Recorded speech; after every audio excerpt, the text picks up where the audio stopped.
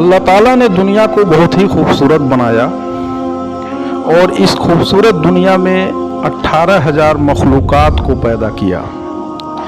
ان میں سے 2 مخلوق ایسے ہیں جن کو اپنی ایک مقصد کے تحت دنیا میں بھیجا، اور ان 2 مخلوقات کے لیے تمام مخلوقات کو پیدا کیا۔ ان 2 مخلوقات میں انسان اور جنات، وما خلقت الجن والانس الا لیعبدون، we haven't created but to worship me.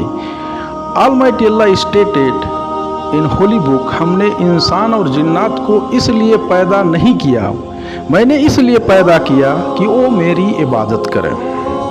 یہ انسان کے دنیا میں آنے کے مقاصد کو اللہ تعالیٰ نے ڈیفائن کیا، پھر انسان حضرات اس مقصد کو بھول گئے۔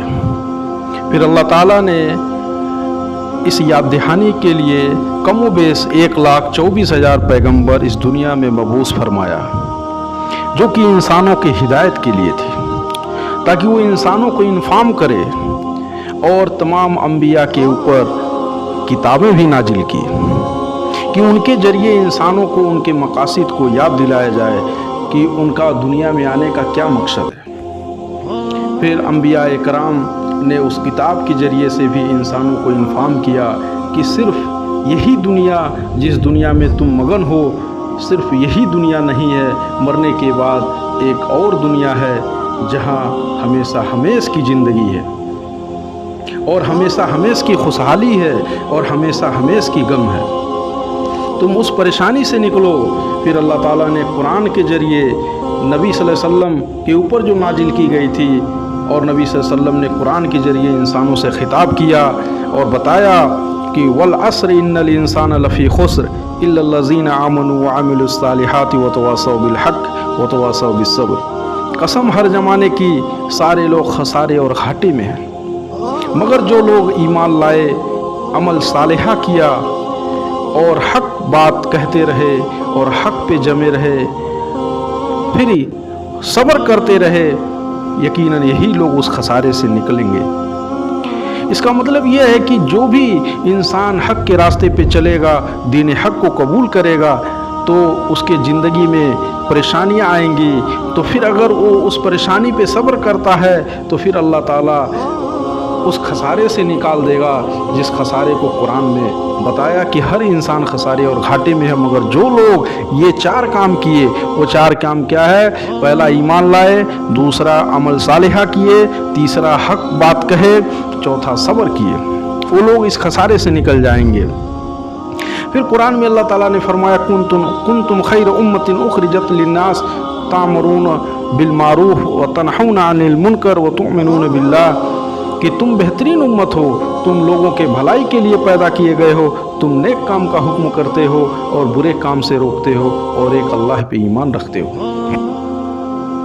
یعنی اس امت محمدیہ جو کہ